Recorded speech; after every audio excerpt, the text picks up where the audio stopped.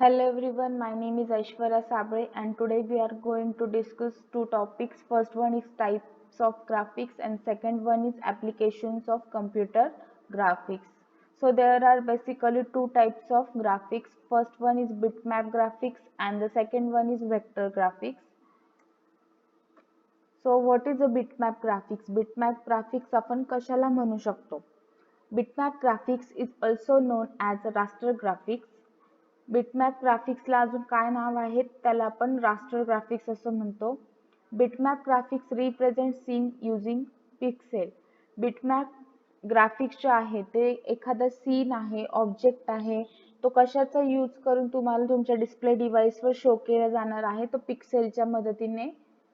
ठीक आहे. मग पिक्सेल काय आहे? Pixel it is the smallest addressable screen element. Pixel हा तुमच्या स्क्रीनचा सर्वात छोटा असा ॲड्रेसेबल असा इलेमेंट आहे, जो काय करतो, तुमची स्क्रीन काय करतो, कंपोज करतो.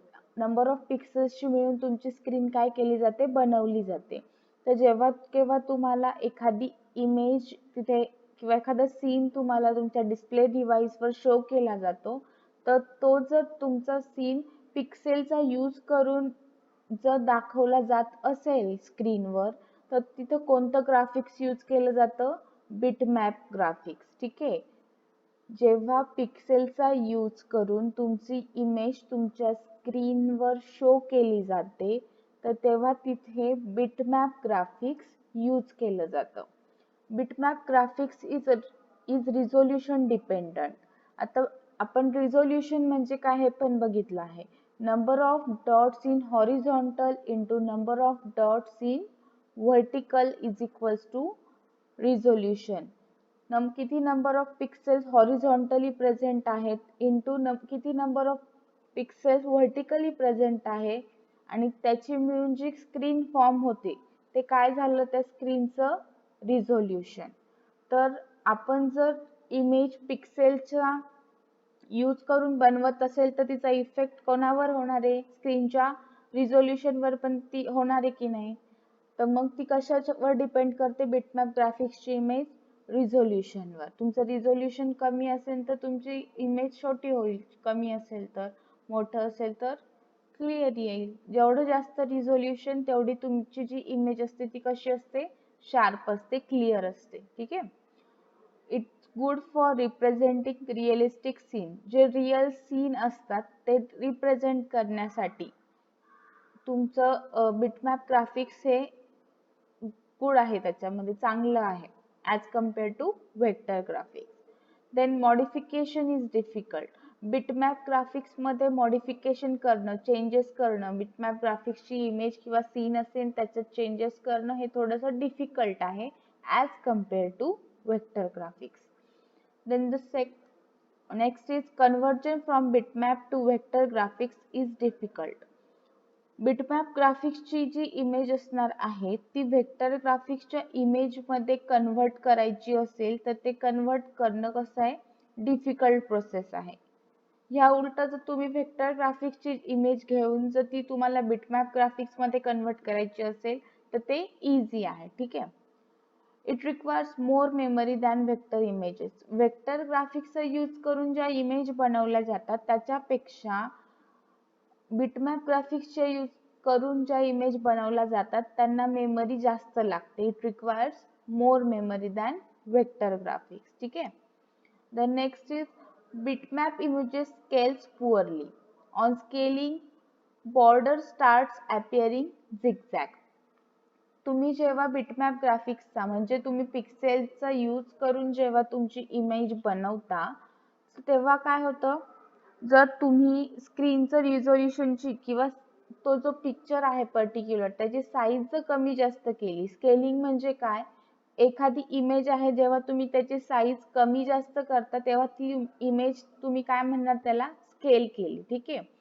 तर तुम्ही इमेज स्केल केली तर जेव्हा ती इमेज बिटमॅप ग्राफिक्सने बनलेली असेल तर ती इमेजची जी बॉर्डर असणार आहे ती काय करते, झिगझॅग अपीअर होते. इमेज थोडक्यात काय होते, फाटते किंवा ती इमेज ब्लर दिसते. ठीक आहे. आणि लास्टली एक्झाम्पल काय, JPEG, GIF, BMP एक्सेट्रा. ज्या तुम्ही इमेज सेव्ह करता त्या कोणत्या फॉर्मॅटमध्ये असतं शक्यतो, JPEG, GIF, BMP. म्हणजे आपण जे काही इमेज बघतो त्या कोणत्या ग्राफिक्सच्या असतात, बिटमॅप ग्राफिक्सच्या. आपण पेंटमध्ये पण सेव्ह केल्यानंतर जी काही इमेज सेव्ह होते ती कोणत्या फॉर्ममध्ये सेव्ह होते, कोणत्या ग्राफिक्सच्या फॉर्ममध्ये सेव्ह होते, बिटमॅप ग्राफिक्सच्या. त्याचे एक्झाम्पल कोणते, JPG, GIF, BMP एक्सेट्रा. हे झालं तुमचं बिटमॅप ग्राफिक्स. नेक्स्ट आहे व्हेक्टर ग्राफिक्स. आता व्हेक्टर ग्राफिक्स काय वेगळं आहे, तर vector graphics represents the scene using mathematical formula and necessary parameters. Vector graphics काय करतं, तुम्ही जो काही सीन आहे, एखादं पिक्चर आहे, एखादी इमेज आहे, ती बिटमॅप ग्राफिक्स मध्ये कशी शो करणार आहात, तर कशाचा यूज करून शो करणार आहात ती इमेज, तुम्ही पिक्सेलचा यूज करून. ठीक आहे, पण इथे तुम्ही कशाचा यूज करणार आहात व्हेक्टर ग्राफिक्स मध्ये, व्हेक्टर ग्राफिक्स मध्ये तुम्ही मॅथमॅटिकल फॉर्म्युलेज यूज करणार आहे एखादी इमेज ड्रॉ करण्यासाठी कम्प्युटरच्या किंवा डिस्प्ले डिव्हाइसच्या स्क्रीनवर. ठीक आहे, आणि नेसेसरी पॅरामीटर्स. नेसेसरी पॅरामीटर्स म्हणजे पॉइंट, लाईन, कर्व, हे त्याचे काय झाले, पॅरामीटर्स. तर त्याच्यासाठी तुम्ही त्याचा मॅथमॅटिकल फॉर्म्युला देणार आहात आणि त्याप्रमाणे तुमची इमेज तुमच्या कम्प्युटरच्या स्क्रीनवर काय केली जाणार आहे, ड्रॉ केली जाणार आहे. पुन्हा सांगते, बिटमॅप ग्राफिक्स मध्ये इमेज युजिंग पिक्सेल फॉर्म होते, तर इथे कशाचा यूज करून फॉर्म होते, mathematical formula and it's necessary parameters. The next is vector graphics is resolution independent. इथे पिक्सेलचा प्रश्न येतो का, नाही, आपण कशाचा यूज करतोय, मॅथमॅटिकल फॉर्म्युलाज आणि त्याचे पॅरामीटर्सचा. त्याच्यामुळं आपला जे व्हेक्टर ग्राफिक्स आहे ते रिझोल्युशन कसं आहे, इंडिपेंडंट, डिपेंड नाही करत ते रिझोल्युशनवर.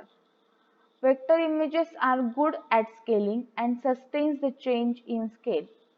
व्हेक्टर इमेजेस ज्या काही असतात त्या कशा असतात, गुड असतात स्केलिंग मध्ये. स्केलिंग म्हणजे काय, तुमची जी काही इमेज आहे तिची साईज जी आहे ती कमी जास्त करणं, याला स्केलिंग म्हणतात, स्केल केली इमेज.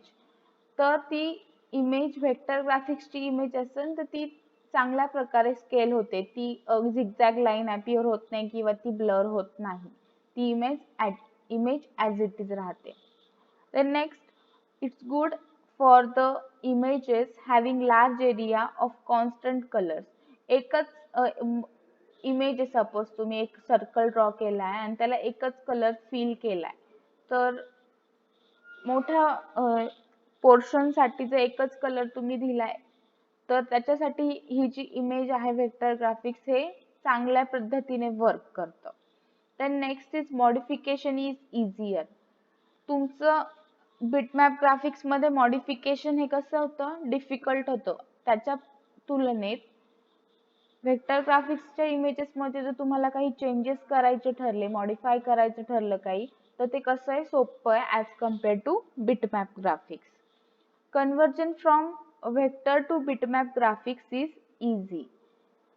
तुमची बिटमॅप ग्राफिक्सची इमेज जर व्हेक्टर ग्राफिक्स मध्ये कन्व्हर्ट करायचं ठरलं तर ते डिफिकल्ट आहे, कारण पिक्सेलची जी इमेज आहे ती लाईन मध्ये कन्वर्ट करणं अवघड आहे. पण तुमची जी लाईन आहे, सपोज एक्झाम्पल मध्ये बघा, जर तुमची लाईन आहे तर ती पिक्सेल मध्ये डिवाइड करणं कसं आहे, सोपं आहे. म्हणून कसं, conversion from vector to bitmap graphics is easy. ह्याच्याच उलट केलं तर डिफिकल्ट. ठीक आहे, conversion from vector to bitmap graphics is easy आणि bitmap graphics to vector conversion कसं आहे, difficult. It requires less memory than bitmap images. Vector ग्राफिक्सची जी इमेज असते तिला जास्त मेमरीचा यूज केला जात नाही, तिला कमी मेमरी लागते. ठीक आहे, आणि त्याचे एक्झाम्पल काय आहे, टू टाईप फॉन्ट्स, पोस्टस्क्रिप्ट्स, लोगो. एखादे आपले लोगोज असतात, लोगो म्हणजे एखाद्या संस्थेचा लोगो असतो, किंवा पोस्टस्क्रिप्ट्स म्हणा किंवा टू टाईप फॉन्ट्स म्हणा, जे काही तुम्ही फॉन्ट्स यूज करतात, हे सगळं जे असतं तर हे कशात कोणत्या इमेजेस मध्ये येतं, व्हेक्टर ग्राफिक्स इमेजेस मध्ये येतं. हे एक्झाम्पल आहे व्हेक्टर ग्राफिक्स इमेजेसचे, two type fonts, postscripts and logo etcetera. Then next is applications of computer graphics. आता कम्प्युटर ग्राफिक्स काय आहे, तर तुम्ही इमेज फॉर्म करणार आहात प्रोग्रामिंगचा यूज करून कम्प्युटरच्या किंवा डिस्प्ले डिव्हाइसच्या स्क्रीनवर. हे काय आहे तुमचं कम्प्युटर ग्राफिक्स.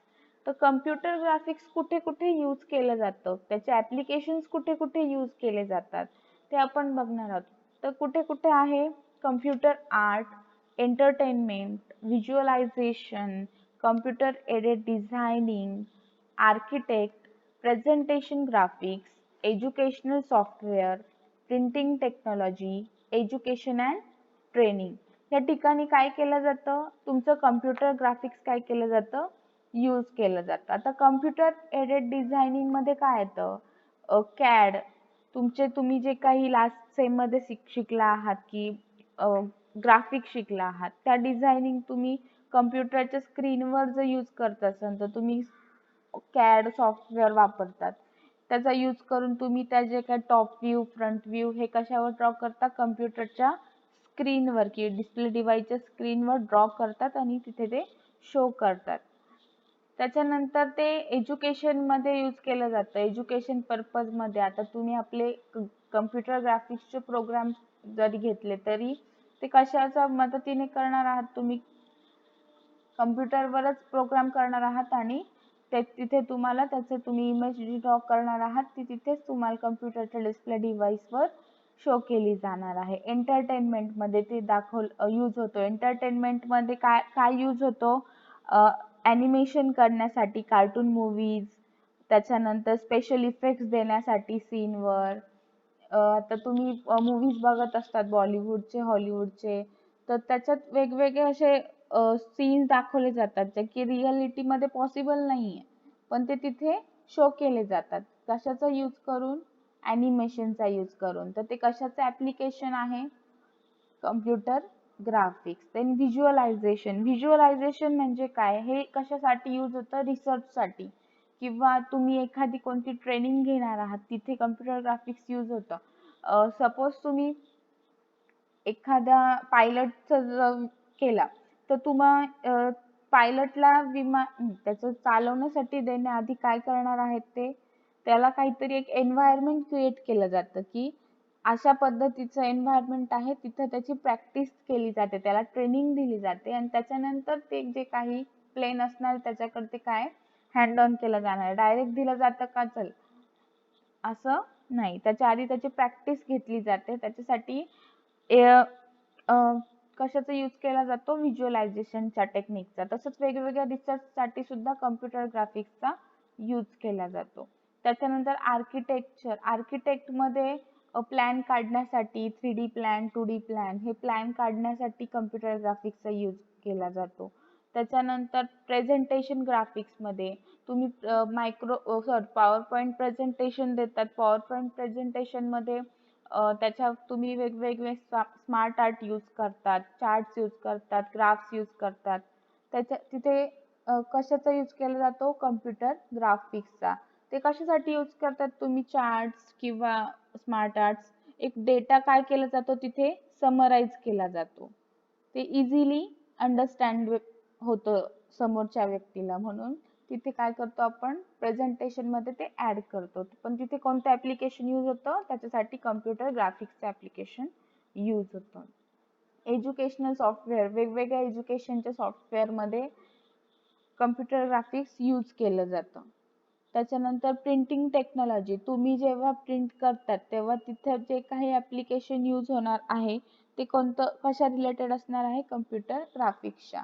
असं जिथे कुठे तुम्ही कम्प्युटरच्या स्क्रीनवर किंवा डिस्प्ले डिव्हाइसच्या स्क्रीनवर इमेजेस फॉर्म करून त्याच्यात मॉडिफाय करून चेंजेस करू शकतात, डिलीट करू शकतात, ते जे काही असणार आहे ते काय असणार, तुमचे कम्प्युटर ग्राफिक्सचे ऍप्लिकेशन्स असणार आहे. काही अडचण असेल तर कॉन्टॅक्ट करा. थँक्यू.